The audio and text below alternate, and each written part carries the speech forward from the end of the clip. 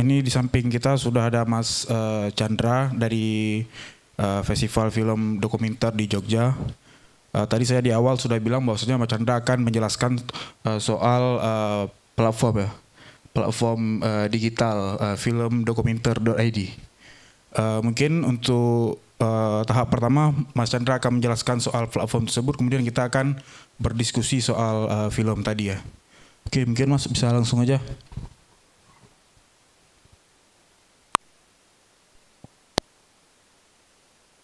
Tes, oke. Mungkin bisa websitenya gitu. Oh ya, oke. Yang halaman yang link yang mungkin bisa turun ya ini sorry. Sebelumnya terima kasih dulu buat teman-teman di Aceh Documentary karena sudah mengundang kami juga bisa kolaborasi di acara ini. Jadi mungkin bisa dilihat juga di sini. Jadi kita di Forum Film Dokumenter itu punya program namanya program database gitu. Jadi selama ini kami mengumpulkan banyak film, mengarsipkan film-film yang selama ini sudah pernah diputar di festival kami di Jogja itu dari 2002. Kami memutar begitu banyak film Indonesia, film dokumenter Indonesia juga dan film dokumenter dari mancanegara gitu juga. Nah, selama ini memang setelah film itu diputar, tentunya semua itu kembali ke filmmaker lagi untuk film itu dibawa ke tempat lain gitu kan. Nah, cuma memang peredaran film dokumenter Indonesia sendiri itu masih sangat minimal sebenarnya. Ya kalau nggak ada teman-teman dari Aceh Documentary mungkin juga perputaran film itu sendiri juga terbatas gitu kan.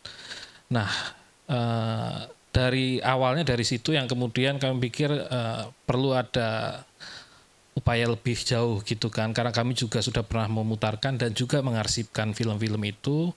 Maka dari situ di program database ini kami coba membuat satu platform gitu yang kami namakan filmdokumenter.id. Jadi di sini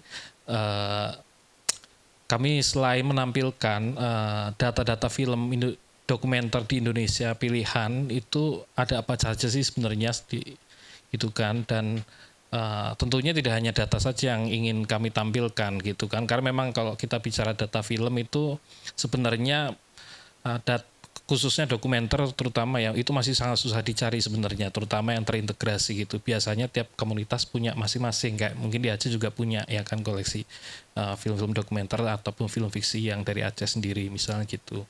Nah, terus kami juga dari situ kami ingin melihat satu ceruk baru, ingin melihat gimana kemudian film ini bisa tidak hanya diputar oleh di komunitas-komunitas saja gitu kan, tapi juga kami melihat sebenarnya bisa jadi film ini karena ya film dokumenter itu kan punya nilai edukasi yang cukup tinggi juga menurut kami gitu.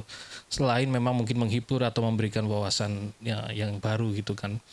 Nah, kami melihat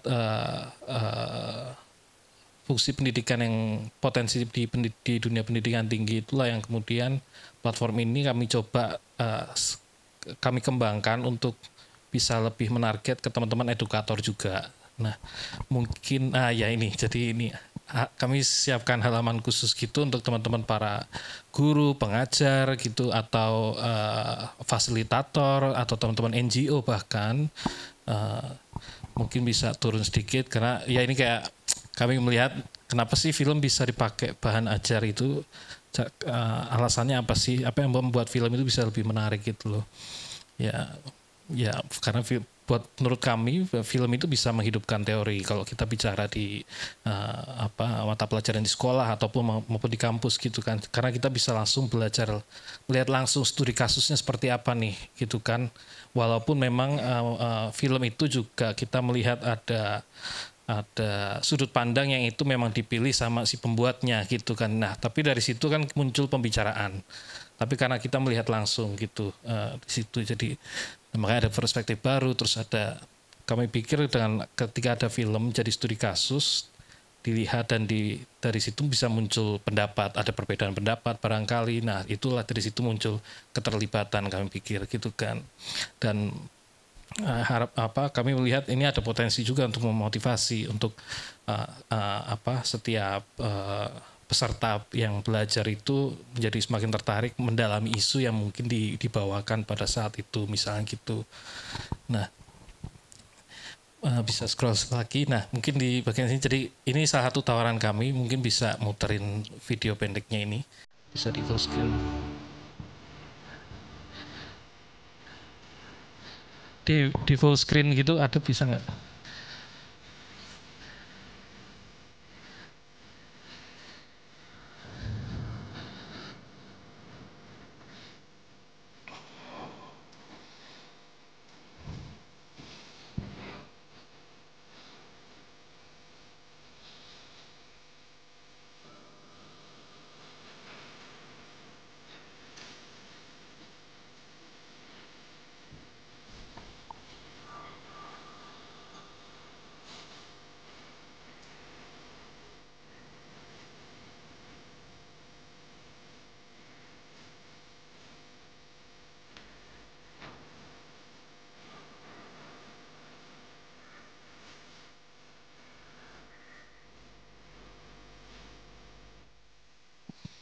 Ya, itu jadi salah satu fitur yang kami tawarkan, yang memang kami tawarkan khusus untuk akun pendidik gitu. Jadi dan selain itu kami juga menyediakan sejumlah panduan belajar gitu. Jadi ada film-film yang itu kami memang buatkan panduan belajarnya untuk sebagai inspirasi, di mana di dalamnya juga ada deskripsi konteks atau isu apa yang dibahas dalam film itu, kita coba sedikit bantu. Terus juga ada tips sama tawaran aktivitasnya. Jadi harapannya memang setiap guru, dosen, pengajar ataupun fasilitator itu juga terinspirasi, nggak harus memanfaatkan secara utuh di situ, tapi bisa dibongkar pasang atau mungkin oh ya ternyata bisa dibuat kayak gini ya diskusinya. Paling nggak itulah yang kemudian kami coba tawarkan gitu. Jadi karena kami juga tahu bahwa terutama mungkin untuk teman-teman guru dan dosen mungkin yang mereka juga punya kesibukan yang luar biasa sudah dari sisi administrasi terutama mungkin ya. Jadi paling tidak ini bisalah sedikit memberi inspirasi gitu. Jadi memang fitur pemutaran terbatas ini, jadi kami di platform ini ada dua yang kami tawarkan. Ada pertama namanya fitur akses preview. Jadi setiap yang memiliki akun nanti ini bisa mendaftar secara gratis tentunya siapapun. Tapi ketika mendaftar sebagai akun pendidik nanti akan ada peluang untuk akunnya akan ditingkatkan menjadi akun pendidik. Nanti ini ada contohnya, bisa sambil dibaca mungkin ya. Jadi sebenarnya sangat simpel gitu. Karena memang kami buat agak berbeda gini karena kami ingin fitur ini benar-benar dimanfaatkan, tidak disalahgunakan gitu. Jadi memang benar yang membutuhkan gitu kan. Dan tadi ada akses preview itu sebenarnya siapapun bisa mengajukan. Kami menawarkan membuka peluang ini untuk teman-teman misalnya pembuat film yang tertarik ingin bikin film, atau teman-teman programmer yang misalnya ingin membuat pemutaran, butuh tahu film apa yang bisa diprogramkan gitu ya, misalnya bisa dipilih untuk buat pemutaran. Bisa juga untuk saya ada tugas sekolah atau kuliah misalnya butuh ada nemu nih film yang kayaknya bisa jadi studi kasus misalnya gitu-gitu. Itu bisa mencoba mengisi formulir sederhana sebenarnya sama kayak ini. Nanti akan bisa kita kasih aksesnya secara online juga, secara terbatas. Jadi bedanya memang kalau yang akses preview itu ketika ini agak teknis banget ya, tapi nggak apa mungkin. Ketika di approve itu aksesnya akan tersedia 24 jam ke depan. Sementara kalau yang ini bedanya adalah di pemutaran terbatas, guru atau siapapun yang misalnya berstatus akun pendidik itu ya, dia bebas mengajukan kapanpun dan sebanyak apapun sebenarnya. Jadi kalau misalnya, karena kan biasanya kalau dosen atau kan sudah tahu tuh kurikulum 3-4 bulan ke depan mungkin, nah itu bisa dijadwalkan. Enaknya di situ. Jadi ketika saatnya memang memutarkan, bisa langsung muterin, udah tenang gitulah mungkin. Nggak perlu terburu-buru juga. Jadi waktunya bisa akses preview dulu untuk ngeliat nih filmnya cocok apa enggak misalnya. Setelah itu bisa ngajuin juga gitu. Jadi setidaknya itu yang bisa kami tawarkan dulu, dan kami sampai saat ini punya sekitar sudah kerjasama dengan 103 film, 103 film, dan itu akan terus bertambah. Dokumen terpanjang maupun pendek itu ada yang dari pelajar sendiri juga, dan itu ada banyak sekali lokasinya. Mungkin bisa cek ke halaman koleksi juga ya, itu menu koleksi itu. Jadi kami menyediakan sejumlah filter yang bisa, harapannya bisa membantu juga. Masih loading.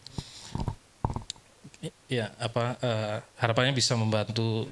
Ya, ini ada kami bisa difilter secara tema, dan titik itu ada topiknya juga, program studi, mata pelajaran, tahun produksi, provinsi, rating, durasi. Jadi sangat banyak, kami pikir cukup banyak fitur yang bisa membantu mencari film yang lebih tepat gitu ya. Jadi nggak perlu kesulitan gitu. Dan ini semua gratis juga, legal. Ya, pinginnya kami film ini bisa diputar di banyak tempat juga, dipakai oleh teman-teman edukator juga gitu kan. Untuk konteks edukasi tentunya gitu. Mungkin sejauh ini itu dulu ya. Kayaknya. Semoga nggak kepanjangan. Si Macan. Jadi memang selama ini Aceh Documentary Forum itu agak rutin memang pakai film dokumenter ini untuk ngakses film buat program. Jadi film-film yang kita nonton selama ini itu memang berasal dari sini kebanyakannya. Oke, teman-teman, ada yang bertanya untuk sesi ini? Ada yang ingin bertanya? Oke, kalau nggak ada mungkin kita akan bahas program yang tadi ya. Jadi Mas Chandra ini seperti biasa kalau kita kan ngundang filmmaker gitu, filmmakernya atau pemateri yang akan menjelaskan soal konteks film ini. Nah, kali ini kita langsung dengan programmernya, orang yang memilih film tadi untuk kita nonton gitu. Mungkin Mas Chandra bisa cerita kenapa bisa membuat program ini, gimana sih awalnya gitu?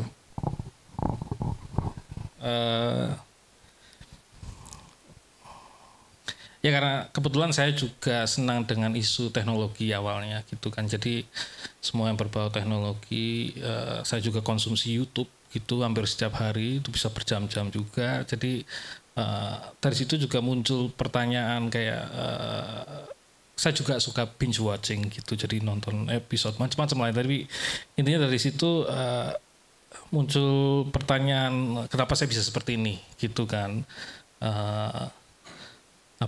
Sebegitu fokusnya dengan handphone ataupun laptop misalnya seperti itu gitu, dan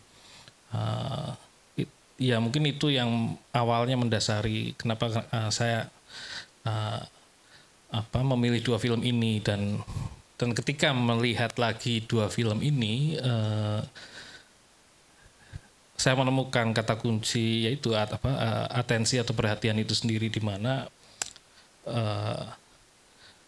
ternyata apalagi kalau ngelihat dari dua film ini itu sangat banyak hal yang bisa kita pelajari, kita refleksikan juga gitu, karena di satu sisi ini kita ngomongin soal penonton juga, baik yang film pertama maupun film kedua, cuman itu juga berbeda gitu. Yang satu kayak ada dari fans yang itu sangat devosinya sangat kuat gitu, mendukung gitu, sementara di sisi lain ini malah justru direkayasa gitu kan. Nah, sementara kita kan selama ini kan juga ya akhirnya ketika nonton apapun itu kan bisa jadi kita sangat terbawa suasana, makanya kemudian nonton terus saja gitu, di binge gitu. Tapi di sisi lain kita mungkin jadi merasa ragu, ini beneran nggak ya segala macam gitu-gitu kan. Nah, jadi kayak kadang-kadang karena ya sekarang media itu macam-macam dan kita digempur kiri kanan gitu, ada kalanya mungkin kita juga perlu melihat lagi apa kita sudah sadar ketika kita memilih mau memperhatikan satu konten atau satu apa gitu, atau kita justru karena jadi terbawa gitu loh. lupa untuk bahwa ternyata itu bisa jadi ada rekayasa atau apa yang dibuat-buat ternyata gitu, kayak seperti yang di film kedua kan, kita melihat fenomena penonton gitu kan yang dibayaran itu. Dan bahkan kayak yang lucu juga, ini agak kecil tapi kayak di fenomena yang penonton bayaran itu kita dikenalkan dengan istilah alay yang dulu mungkin cukup populer ya, maksudnya sering kita dengar. Sekarang mungkin udah beda lagi istilahnya, saya kurang tahu ya. Cuman kalau kita ngeliat di film yang pertama gitu kan, ada itu kan juga berbeda ya, maksudnya satu ini orang nonton konser, yang satu bisa seperti itu sehingga mereka dianggap aneh, dan itu kan sempat juga diomongin kan awalnya ikutan pakai light stick, tapi terus lama-lama enggak karena dilihat terus ada sentimen dan segala macam gitu. Jadi menurut saya dua film ini sangat menarik sekali untuk dilihat, dikomparasikan mungkin, walaupun secara filmnya masing-masing juga punya nilainya sendiri ya, posisi dan segala macam. Tapi menarik untuk jadi bahan perbincangan dan terutama direfleksikan mungkin itu. Ya, termasuk juga kita akhir-akhir ini nggak asing dengan video pendek ya. Bahkan sekarang udah ada serial pendek gitu, film pendek itu. Jadi kita nonton vertikal gitu, cuma berapa menit kita swipe. Nah, apakah ini juga yang jadi fokus untuk dibicarakan ketika membuat program ini gitu? Pada bayangan ke situ nggak gitu? Kalau bayangan sebenarnya fokusnya lebih ke arah kontennya kan. Kalau misalnya bentuk yang pendek-pendek itu, karena saya sendiri kebetulan nggak pakai TikTok, nggak jarang sekali ngeliat Instagram yang short gitu, YouTube short itu juga jarang sebenarnya. Jadi cenderung format yang lebih agak panjangan, mungkin ya 15-20 minimal misalnya seperti itu. Jadi mungkin bukan jadi salah satu kalau format yang sangat pendek seperti itu. Cuma kan kita bisa ngeliat juga bahwa di TikTok ketika kita buka aja kita nggak perlu ngapa-ngapain, ganti sendiri semua otomatis kan. Dan Instagram semua ngikutin model seperti itu. Gitu. Jadi effort aja kita diminimalisir untuk melakukan sesuatu. Udah langsung buka aja minimal udah. Nah, artinya kalau gitu berarti ini lebih fokus ke soal bagaimana perhatian itu dikonstruksi gitu. Iya, bagaimana perhatian itu dikonstruksikan gitu kan, dan bagaimana kita selama ini berhubungan dengan atensi itu sendiri, sehingga kemudian apakah kita juga jadi korban, bahasanya gitu ya, jadi korban berkurangnya attention span kita gitu. Jadi kayak misalnya kita dulu mungkin baca novel masih kuat, tapi sekarang baca novel atau cerita pendek kayak udah males banget, misalnya seperti itu gitu. Atau baca berita yang part 1, part 2, part 3 itu udah males gitu kan, cuma part 1 aja deh misalnya gitu. Atau nunggu nanti rangkuman dari mana, atau buka ChatGPT gitu, tolong dong rangkumin misalnya gitu. Bisa. Jadi ya gitu, karena itu kan kecil-kecil ya, tapi karena kita terbiasa, karena ada begitu banyak kemudahan itu, ya mungkin kita jadi sebenarnya banyak mengambil bisa jadi di satu efeknya mungkin bisa jadi mengambil shortcut gitu lewat kayak ChatGPT itu tadi misalnya, dan kita jadi karena ngambil shortcut seperti itu, ada yang kemudian kita lupakan atau kita nggak alami gitu loh, karena kita langsung lompat gitulah dari satu harusnya A sampai ke B, C, D, E, ini langsung ke F misalnya gitu. Padahal ketika menelusurinya sambil jalan dengan santai dan ya semuanya naik tangganya pelan-pelan gitu, mungkin kita jadi menemukan hal baru lainnya sebenarnya ingin gitu. Nah itu mungkin bisa jadi berdampak. Mungkin teman-teman mungkin punya cerita lain ya, bagaimana kebiasaan-kebiasaan sekarang mengkonsumsi itu jadi akhirnya berpengaruh ke hal yang lain lagi mungkin. Oke, mungkin teman-teman ada yang ingin memberi tanggapan atau pertanyaan?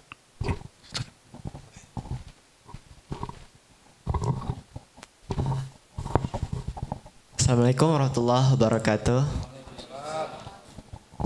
Izin memberikan saran sedikit.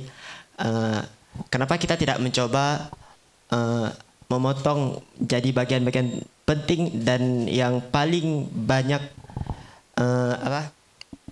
paling menarik perhatian audiens, macam spoilernya kita taruh ke platform sosial media yang dalam bentuk video pendek begitu.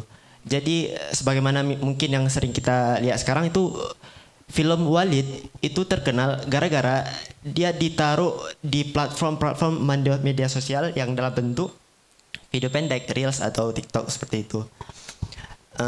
Sehingga para masyarakat yang emang tidak pernah menyentuh bagian video panjang, cuman di scroll itu kena juga. Jadi penasaran, ingin mencoba melihat panjangnya bagaimana. Terima kasih, mungkin seperti itu.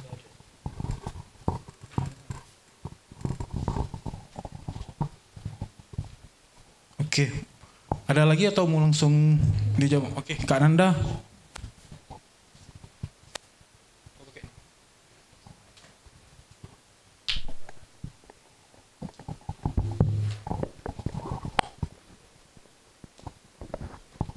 Oke, terima kasih. Assalamualaikum warahmatullahi wabarakatuh.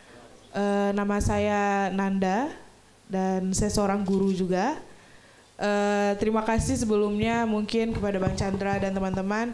Akhirnya ya saya tahu bahwa ada filmdokumenter.id yang mungkin nanti saya akan sharing nih ke teman-teman bahwa ada platform yang selama ini kan kita mungkin terlalu dimanjakan ya dengan film-film yang udah ada, yang udah besar, sinematiknya bagus, terus kemudian settingannya oke. Kita lupa ada film yang lebih jujur daripada itu, yaitu video-video dokumenter ini yang lebih jujur. Dan saya yakin bahwa ini ketika disasar kepada guru ini akan lebih bermanfaat, karena selama ini mungkin guru kesusahan ya nyari di video YouTube, juga harus nonton sendiri dulu, tidak terfilter. Bisa jadi di tengah-tengah film mungkin ada adegan yang tidak layak untuk, misalnya saya guru SMP nih, jadi nggak layak ditonton sama anak SMP. Terus kemudian ada platform ini yang saya yakin mungkin ketika kita sudah masuk sebagai seorang guru, itu video-video itu sudah terfilter bahwa ini aman dinonton oleh anak-anak sekolah, dan itu membuat saya lebih tertarik. Namun saya ingin memberi, bukan masukan sih, mungkin saran jika memungkinkan hal-hal seperti ini disosialisasikan, atau mungkin saya belum tersosialisasikan. Jadi hari ini beruntungnya saya bisa tahu bahwa platform ini tuh bisa dipakai oleh semua orang gitu, dan saya berharap ini lebih banyak guru yang tahu ada ruang-ruang seperti ini, sehingga karya-karya original ini, karya-karya jujur ini lebih banyak mendapat perhatian, sehingga orang-orang atau anak-anak sekolah tahu proses membuat film seperti apa, terus kemudian ketika kita menampilkan sesuatu itu seperti apa, itu lebih tergambarkan. Terima kasih. Assalamualaikum warahmatullahi wabarakatuh. Terima kasih Kak Nanda. Tadi siapa namanya tadi? Zafar. Oke, terima kasih Zafar atas pertanyaannya. Mungkin Bang Chandra mungkin bisa jawab. Oke, Zafar. Soal Walid itu tadi ya, video benda itu ya. Tapi aku baru baru tahu soal series itu baru di Aceh ini sebenarnya. Dengar. Jadi sebelumnya belum tahu kalau ada seri seperti ini ya. Maksudnya jadi perbincangan viral gitu. Jadi agak telat. Aku memang jarang ngakses yang ini. Jadi ya itu baru sekarang.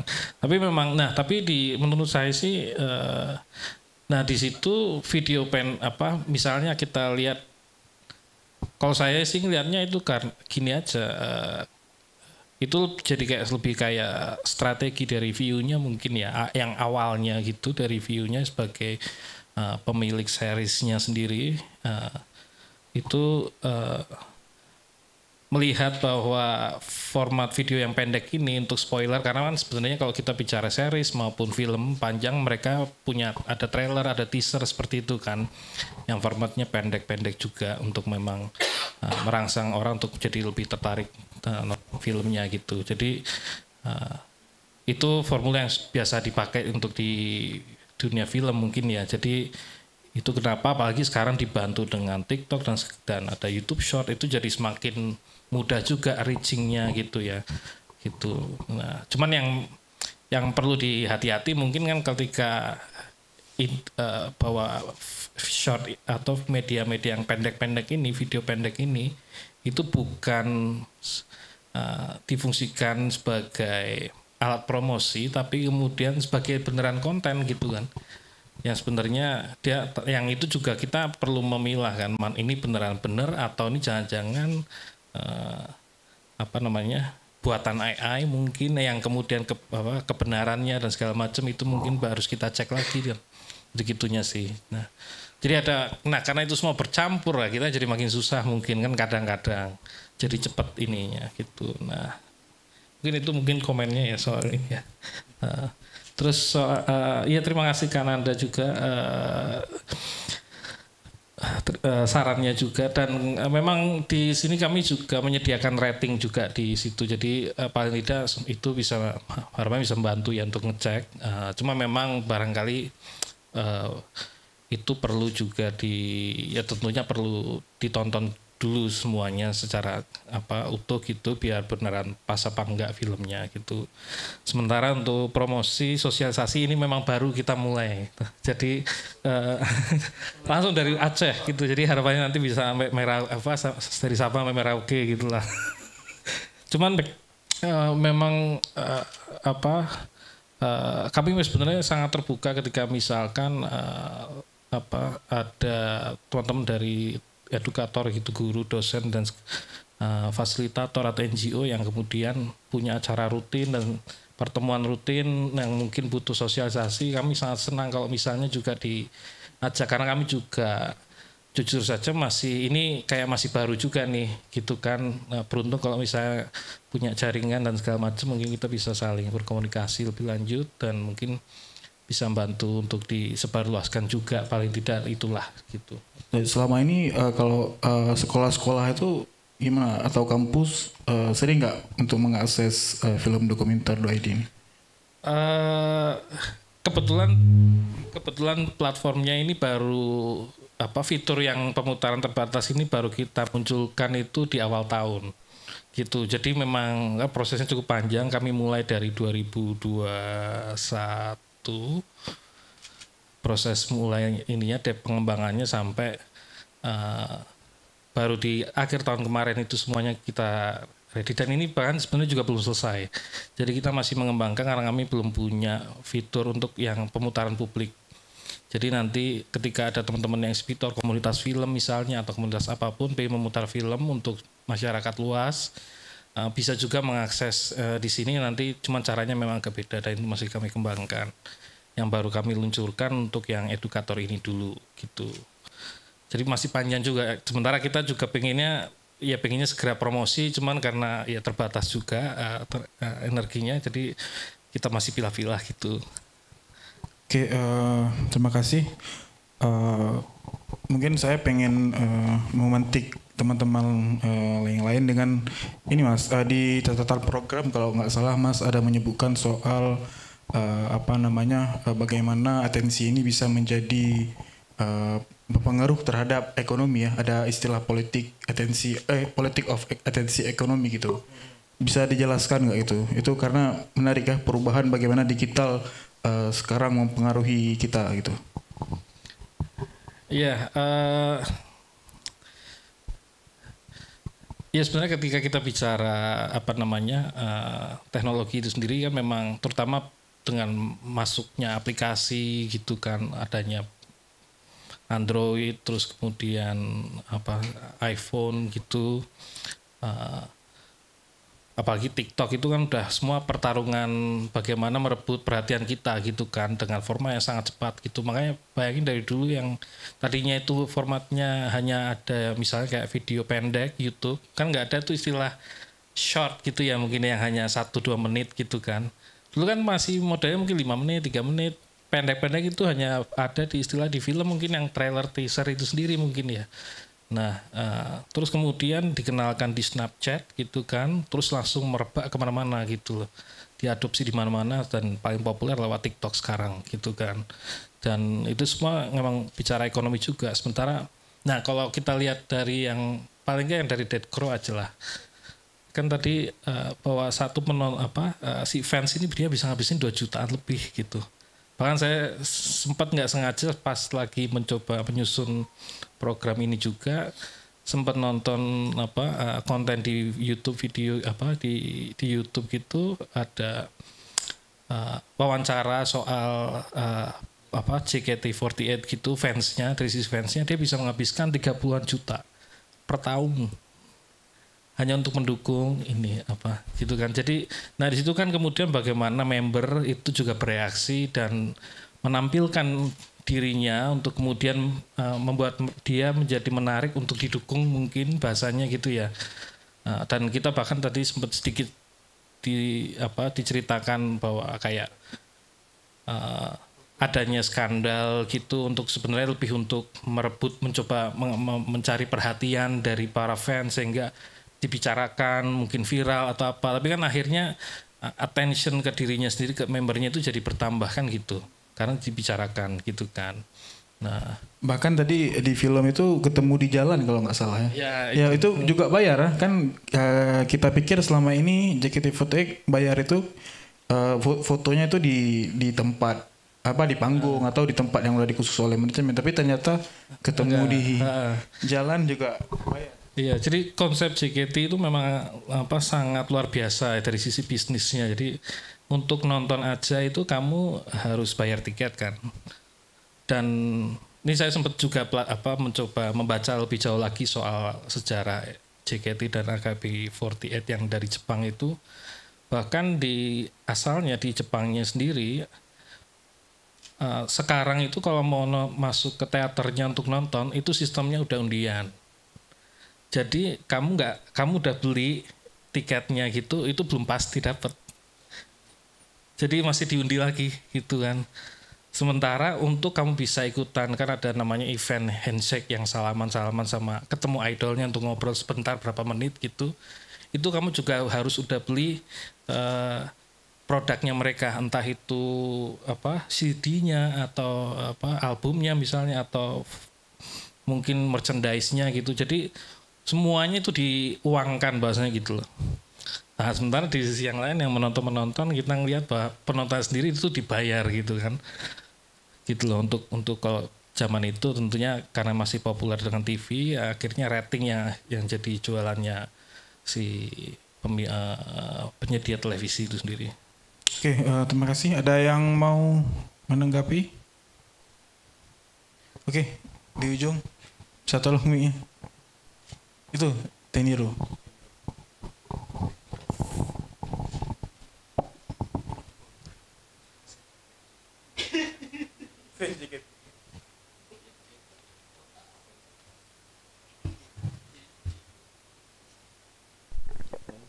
Cek 1 2 siap.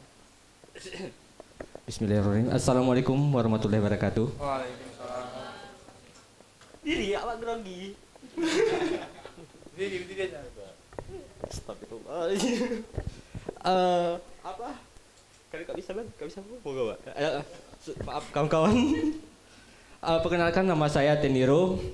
Saya berasal dari Takengon, Aceh Tengah. Jadi karena ini kita lagi menonton orang yang sedang nonton. Jadi saya mengambil konteks sekarang nih yang lagi viral di Aceh. Jadi ada nggak tahu ya, tak ormas tak apa yang menanggapi tentang film Walid, ya. Walid naik. Nah itu boleh. Astagfirullah. Jadi luar dingin bang, sorry bang. Jadi gini bang, apa tuh? Astagfirullahaladzim. Mana lari? Jadi gini, konteksnya adalah mungkin ada yang apa tuh? Yang ini tadi boleh bilang itu merek. Boleh. Jadi Aswaja ini bang, ya dia mengkritisi bahwa film Walid ini kalau misalnya nggak mengikuti, Jadi film Aswajani mengkritisi film Walid ini karena katanya tidak boleh lah gitu, itu agama segala macam. Mungkin saya rasa itu gara-gara dia nggak nonton bang, nggak nonton full. Gara-gara nonton, itu asumsi saya. Dia nonton mungkin di TikTok. Nah makanya kita harus nonton di gini gitu. Kalau misalnya mau full gitu kan. Jadi pertanyaan saya adalah sebenarnya orang-orang kayak gini itu harus abang yang datang bang untuk mensosialisasikan gini. Itu saya rasa. Nah, jadi pertanyaan saya seberapa jauh film ini untuk kritis bang?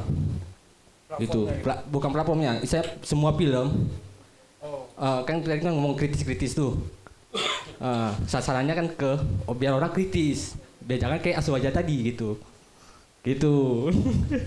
Gitu aja bang. Makasih. Assalamualaikum warahmatullahi wabarakatuh. Jadi impactnya ya. Impact gitu. Impactnya film. Oke. Impact film tuh Gimana gitu? semuanya.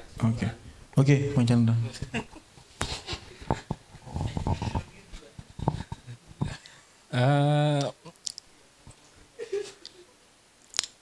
Ya film mungkin menurut saya film itu akan punya impact. Pertama ketika kita nonton dan kita punya tercipta ada semacam reaksi emosional gitu, mungkin ada pengalaman yang sama misalnya yang itu muncul di dalam filmnya sendiri. Dari situ kita muncul kayak merasa ada kedekatan gitulah dengan apa yang dibawakan di film itu, mau fiksi mau dokumenter sama. Dari situ kan karena adanya kesamaan-kesamaan itu membuat kita jadi ataupun kalau nggak sama mungkin ketidaksamaan tapi dekat gitu loh, sehingga membuat kita akhirnya jadi kontra misalnya kayak tadi yang mungkin istilahnya jadi ada mengkritisi tapi itu mungkin belum tepat karena mungkin belum menonton lebih utuh gitu ya. Jadi tapi kan kuncinya itu karena ada film bisa punya impact karena itu, tapi makin bisa lebih punya dampak gitu ketika tentunya dibicarakan gitu kan, minimal kan itu dengan ya lewat dengan teman sendiri mungkin dengan kiri kanan ataupun di dalam sekarang kayak kita lagi di sini kumpul lagi nonton bikin ada pemutaran gitu kan dan diskusi gitu, minimal itu. Mungkin saya ada pertanyaan soal tadi sambil nonton sambil nyatat gitu. Sebenarnya pekerjaan penonton bayar ini menyajikan nggak sebenarnya? Karena kita kan kami di sini nggak ada industri gitu ya. Apa ini teman-teman yang di sana gitu bisa ceritain nggak itu bagaimana itu? Harus saya itu sebenarnya kurang paham ya, karena kebetulan tinggal di Jogja nggak di Jakarta, jadi nggak ada di Jogja juga nggak ada industri penonton bayaran saya. Gitu. Oke, ada yang ingin menambahkan bertanya? Oke. Oh ya ini setelahnya.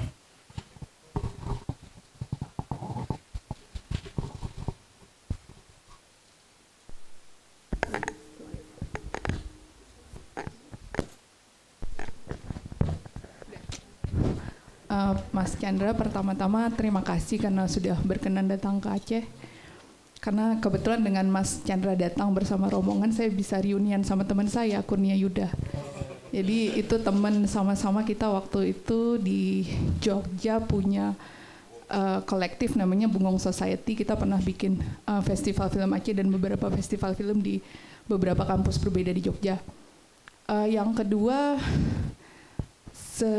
tahun 2014-2017 saya kerja yang bangunan gedungnya itu hanya within walking distance dari FX Sudirman. Jadi kadang-kadang kalau kita istirahat makan siang atau kita habis lembur, kita suka ke FX Sudirman karena di situ ada food court. Dan kebetulan dari titik food court itu kita bisa ngelihat antrian yang super panjang yang pengen nonton JKT48. Jadi waktu itu kita nggak pernah tahu ya kenapa fans sebanyak itu tuh mayoritas laki-laki gitu. Dan untungnya kita nggak ada yang pernah pengen tahu juga gitu untuk ikut ngantri beli tiket, nggak pengen tahu. Tapi ketika saya nonton film pertama tadi, saya punya perasaan jijik. Perasaan jijik saya tuh terkait dua hal. Yang pertama ketika hardcore fan ini ditanya kan, yang membuat mereka tuh memuja-muja JKT48 apa? Jawabannya adalah suara mereka yang seperti anak kecil. Karena buat saya itu menjijikkan gitu ya. Lagi laki-laki dewasa menyukai penampil gitu, karena ya mereka melihat itu gitu ya. Melihat suara anak kecil yang entah bagaimana gitu bisa menimbulkan rasa di entertain gitu ya. Atau bahkan kalau kita lihat translate bahasa Inggrisnya tuh juga agak menjijikkan, karena translate bahasa Inggrisnya tadi itu pure. Pure itu kan seringkali dikaitkan dengan innocence ya, keluguan, anak yang belum tahu apa-apa gitu. Dan biasanya kalau anak belum tahu apa-apa ya itu potensial untuk jadi korban seksual grooming oleh para predator. Yang kedua yang bikin saya jijik gitu, bagaimana fandom hardcore ini ternyata fetish juga. Termasuk dari pernyataan 2 fotografer yang bilang mereka nggak suka kalau member JKT48 itu pacaran. Kebayang nggak? Pacaran aja nggak boleh gitu. Bangsat nggak tuh para laki-laki yang jadi fans itu? Maksud saya pacaran itu kehidupan private mereka. Tapi mereka dipaksa untuk harus maintain gitu ya. Sampai ada yang bilang tadi kan pacaran aja, tapi kalau diam-diam nggak ketahuan ya kita nggak apa-apa gitu. What the fuck? Jadi akhirnya nonton film ini tadi ngasih tahu saya sesuatu gitu, dan saya melihat ini sangat tragis ya. Dunia yang berbeda kan, itu ngomong atensi gitu kan. Sorry to say ya, saya nggak punya Instagram, saya nggak punya TikTok, I don't give a fuck about them. Karena saya bilang attention saya mahal. Kalau saya mau atensi terhadap sesuatu, itu karena saya inform. Saya memilih film dengan sangat selektif. Satu-satunya alasan kenapa saya nonton kesini malam ini, karena sejak setahun saya tinggal di Aceh, saya gila. Selama di Jakarta saya bisa nonton maraton 4 film satu hari. Di Aceh karena nggak ada bioskop, mampus, saya gila. Jadi salah satu alasan saya datang ya ternyata ada hikmah kan. Saya kenal Mas Chandra, saya kemudian dikasih tahu tentang platform film dokumenter, saya ketemuan sama teman saya Kurnia Yuda, sekalian saya mendapatkan jawaban gitu. Jawaban yang bikin saya merasa tragis. Dunia yang tidak berubah, dunia yang tetap menempatkan perempuan sebagai korban gitu. Dan itu dikemas dengan sangat baik, menghasilkan bisnis yang kata Mas Chandra tadi gitu. Ada yang willing untuk spend 30 juta setahun. Atau yang si Eric tadi, dia spend 2 juta per 2 minggu. So, mohon maaf, dengan caranya film yang pertama bikin saya marah dan bikin saya tidak nyaman. Dan kalau itu nggak mau dikomentari nggak apa-apa, saya cuma kepingin orang-orang tahu aja saya jijik dengan bagian itu.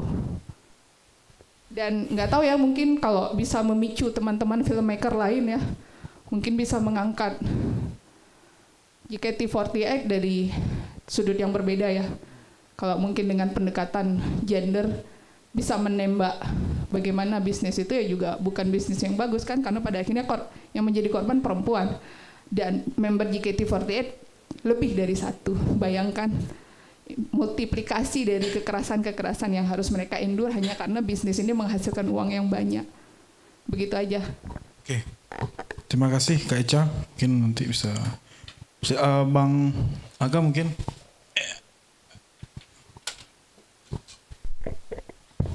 Bismillahirrahmanirrahim. Assalamualaikum warahmatullahi wabarakatuh.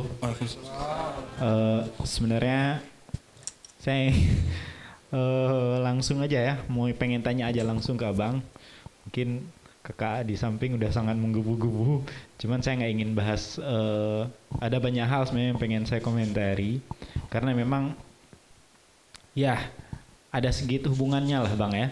Jadi tadi Abang pernah sebutkan gitu ya, bagaimana atensi kita itu dialihkan dengan isu tertentu gitu ya, atau kalau bahasa yang sering saya pakai itu hegemoni wacana.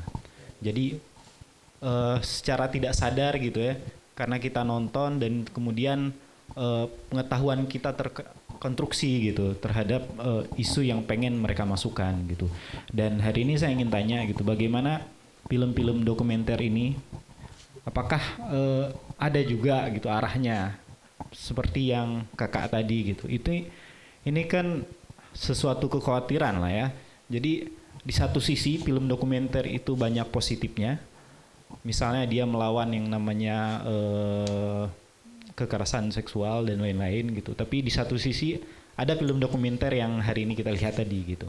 Jadi seberapa persen sih ada peluang-peluang itu di film dokumenter atau seberapa banyak gitu, dan apakah di film dokumenter ini ada yang misalnya yang apa dokumenter.id ini ada ya filter apa gitulah terhadap yang begitu. Itu aja Bang, masih banyak.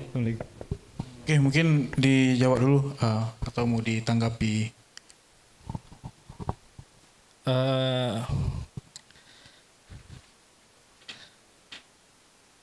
Saya mungkin cuma mau nambahin ini aja jadi karena saat mencoba merangkai program ini gitu, saya tadi sempat bilang bahwa saya sempat baca lebih jauh lagi soal AKB dan JKT48 gitu. Ternyata memang idol itu terutama yang di Jepang itu bahkan dimulai dari 12 tahun umurnya, dan itu beranjak sampai 21 tahun itu banyak yang sudah pensiun istilahnya gitu. Mereka kayak kalau bahasa pakai pinjem istilahnya mereka itu graduate, jadi udah lulus gitu. Biasanya gitu, karena setelah 21 di dunia entertainment di Jepang itu bahasa sudah tidak laku. Istilahnya mungkin yang aku baca istilahnya seperti itulah di sana. Jadi mereka dimulai dengan sangat muda sekali umurnya memang gitu kan, dan makanya saya sebenarnya juga kurang tahu lebih dalam, maksudnya di JKT apakah mengikuti praktek yang serupa, maksudnya juga membuka dari umur yang masih sangat muda itu gitu kan. Tapi kan bahkan di film yang kedua juga penontonnya sendiri sebenarnya juga usia juga sangat masih muda ya. Ada yang memang sudah bekerja mungkin, tapi secara wajah mungkin masih terlihat muda sehingga masih bisa diterima oleh koordinator-koordinatornya untuk diajak gitu kan. Tapi rata-rata muda, masih remaja, masih sekolah bahkan, makanya mungkin muncul ada istilah anak alay itu sendiri gitu loh. Nah mungkin secara dampak atau bisa jadi tidak kayak mereka punya sebagai si yang satu ini penonton bayaran, yang satu anggaplah membernya gitu ya. Itu punya ini dampak yang berbeda, yang sangat jauh mungkin ya gitu kan. Tapi bisa jadi karena mereka yang di penonton bayaran itu sendiri, mereka kan awalnya ya tergiur uang mungkin, tapi terus dari situ kita juga nggak pernah tahu sebenarnya ada dampak apa mereka ke psikologinya misalnya gitu kan, yang harus diajarin seperti itu kan, dengan iming-iming ketemu artis misalnya gitu kan. Tapi tadi kan juga diceritakan bahwa mereka di sini paling nggak daripada waktu luangnya juga nggak jelas kemana mungkin gitu ya, kita nggak tahu gitu kan. Cuman paling tidak itu kan mungkin akan mengusik kita gitu. Nah itu tadi mungkin agak nyambung buat kalau menurut saya pribadi sih film itu kemudian punya nilai yang sangat positif atau justru malah mengganggu, itu sama-sama punya benefit gitu. Karena akhirnya dari situ muncul adanya perbincangan kan gitu loh. Dari kesepakatan maupun ketidaksepakatan muncullah ada pendapat di situ. Dan bagusnya itu kita keluarkan aja, maksudnya pendapat kita apa gitu. Dari situ mungkin nanti bisa jadi ada dialog. Tapi paling tidak kan kita menunjukkan perspektif kita misalnya gitu kan. Dan ternyata ada perspektif ini. Yang satu melihatnya seperti ini. Bisa jadi ini bukan persoalan siapa yang paling tepat perspektifnya gitu kan. Tapi paling nggak dari situ kan kita bisa melihat adanya perbedaan-perbedaan seperti ini. Terus bagaimana kita bisa balikin aja ke diri kita sendiri gimana gitu. Maksudnya ada nggak itu perspektif satu ada benarnya atau enggak ya. Tapi kan itu kan jadi buat berpikir gitu loh. Nah makanya tadi yang coba kami jual gitu ya lewat platform film dokumenter tadi, karena kami melihat memang film itu kalau difungsikan dipakai secara tepat paling tidak itu bisa mengajak kita untuk berpikir kritis gitulah.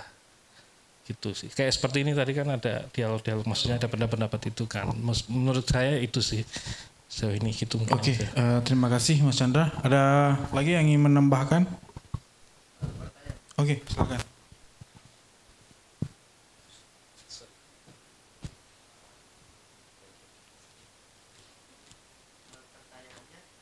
Pertanyaannya langsung, film favorit Abang di platform ini apa? Yang mungkin bisa direkod. Bisa di apa? Direkom. Waduh, banyak ya film yang bagus tuh sebenarnya. Film Aceh dokumenter ada banyak kan. Film dari Purbalingga juga ada banyak itu. Aduh, apa ya?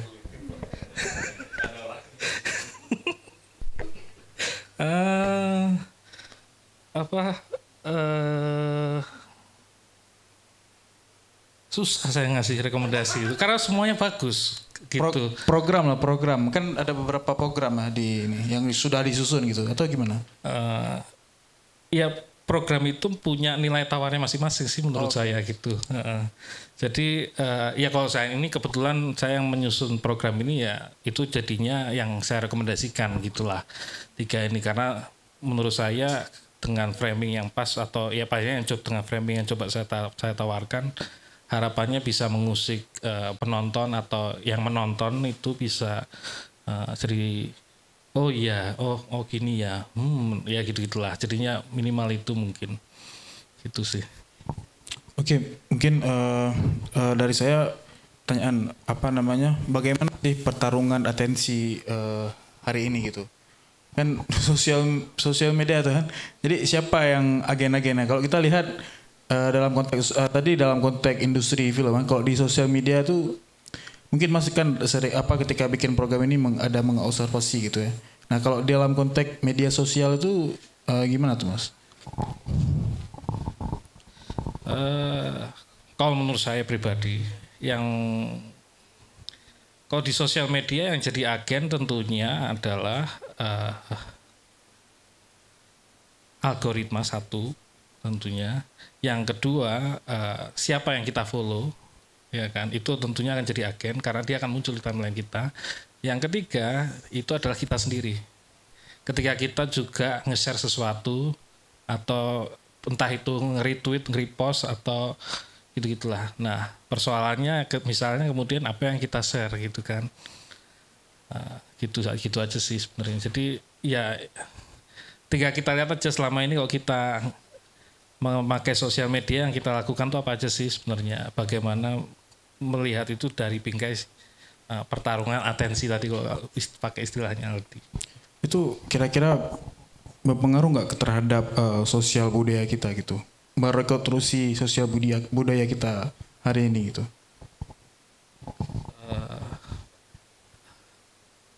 Aku sih nggak bisa berstatement seperti itu ya karena juga ini itu pasti butuh banyak data gitu kan. Jadi kalau dari akunya sendiri aku yakin itu ada gitu kan. Makanya kemudian di tulisan yang aku coba susun itu ada isu paling enggak attention span itu yang makin berkurang kan itu muncul kan. Jadi mestinya itu udah ada kegelisahan dan jadi itu jadi salah satu dampak karena ya penggunaan sosial media dan segala macam dengan banyak gempuran media ini.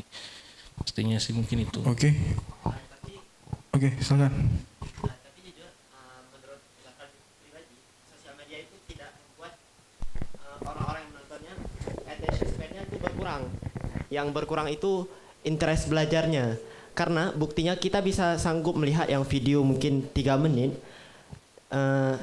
yang kita sukai, sedangkan video-video yang lain itu emang udah di setel harus hooknya bagus, 3 detik pertamanya bagus. Kalau emang nggak bagus ya di scroll lagi karena itu tidak penting baginya begitu. Oke, silakan Mas. Ya itu makanya saya sempat juga bilang tadi bahwa di satu sisi ada isu soal attention span yang berkembang, tapi di sisi lain kita mengenal ada istilah binge watching itu, bisa nonton berjam-jam gitu loh. Kan itu kan jadinya ya tadi kan Mbak cerita bahwa di Jakarta aku bisa nonton 4 film misalnya gitu, di sini nggak ada gitu. Tapi maksudnya kita kuat untuk menonton sepanjang itu, mengonsumsi konten tuh bisa sekuat itu sebenarnya. Tapi kenapa di konten yang lain nggak bisa misalnya gitu kan? Karena itu kan juga satu keunikan, maksudnya kontras banget kan. Nah itu sih yang jadi menarik mungkin ya direfleksikan.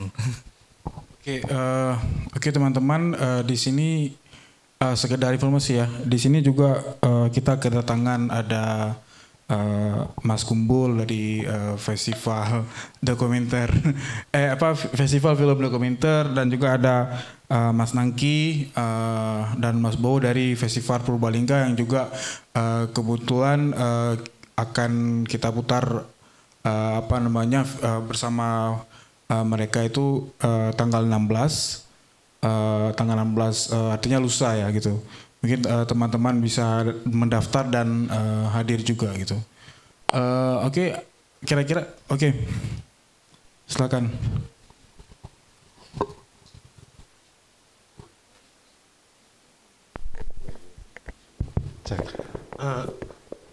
Ya, selamat malam. Perkenalkan saya Gembul. Halo Cak.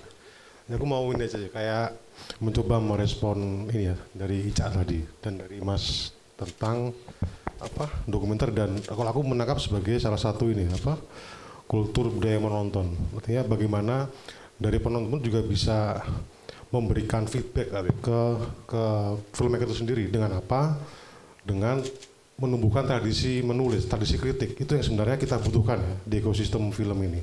Itu yang menurutku kayak apa yang Ica ungkapkan tadi itu sangat menarik gitu, bagaimana satu film itu bisa dibaca dari beberapa layer itu ya, dan terutama tentunya pasti itu berdasar dari bagasi pengetahuan dari si individu itu, tapi bagaimana itu bisa tertransfer ke katakanlah ke publik atau bahkan ke filmmaker ya menurut dengan ketika itu dalam bentuk tulisan itu yang menurutku juga itu sedang kita butuhkan di ekosistem film ini ya, terutama di ekosistem komunitas lah katakanlah. Itu yang memang kita harapkan sebenarnya. Dari situ mungkin filmmaker juga semakin aware ya dengan ada beberapa yang mungkin itu memang secara sisi lain itu juga kurang tepat atau seperti apa. Mungkin itu sih yang coba aku ini tubuhkan. Oke, terima kasih Mas Kumbul. Kira-kira ada yang ingin menambahkan lagi? Oke, silakan Ten.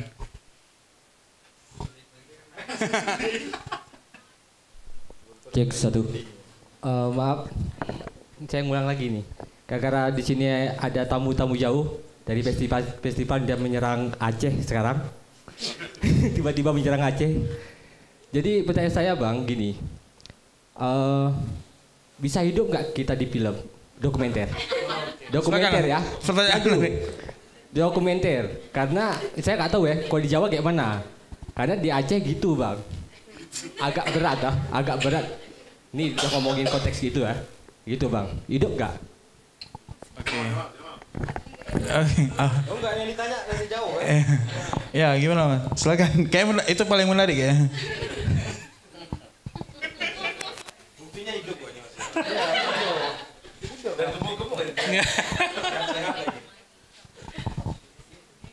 Waduh susah itu pertanyaannya. Mungkin yang lebih senior ini ada Mas Bowo sama Mas Nangki yang bisa menjawab juga. Jangan nanti itu tanggal 16. Oh iya Pak, ada sendiri ya. Oke. Tanggal 16 nanti datang lagi deh. Iya kalau hidup di film mungkin bisa, tapi di aktivisme dan film itu mungkin agak susah. Jadi kalau ada elemen aktivismenya itu yang mungkin agak punya banyak tantangan. Jadi gitu. Karena akhirnya biasanya suka teman-teman ya kayak kita juga cerita, teman-teman suka akhirnya memberatkan aktivismenya, pengen menghidupkan ekosistem gitu kan, banyak bikin program kayak Aceh kan juga bikin camp, bikin workshop itu dari untuk sekolah sampai mahasiswa gitulah. Ya karena itunya mungkin karena ada aktivismenya. Cuma kalau untuk fokus di filmnya, aku yakin sebenarnya masa depan masih kelihatan. Kelihatannya apa cerah redup nggak tahu ya. Gitu sih. Tapi ini sih positif aja sih kalau di kita. Gimana Ten?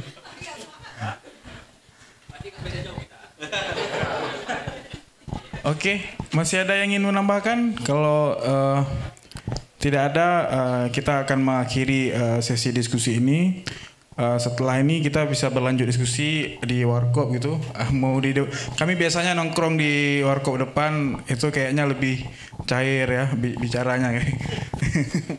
Oke, untuk itu saya ingatkan lagi tanggal 16 di jam yang sama kita akan menonton film Balada Bala Cinema ya. Sudah dibuka pendaftarannya, teman-teman. Kalau ada yang menonton silakan mendaftar. Dan juga jangan lupa konfirmasi ya kehadiran ya, karena bangku kita sedikit. Jadi kalau teman-teman nggak datang sayang ya. Jadi kita bisa masukin kawan-kawan yang lain, karena selama ini ketika kita buka pendaftaran itu banyak yang minta gitu. Bahkan kami sampai bilang duduk di sini. Nah ternyata yang daftar itu kadang-kadang banyak yang nggak datang. Ini kan biasa teman-teman yang nggak daftar itu. Mungkin itu aja. Terima kasih Mas Chandra. Kita bertemu tanggal 16 lagi. Assalamualaikum warahmatullahi wabarakatuh.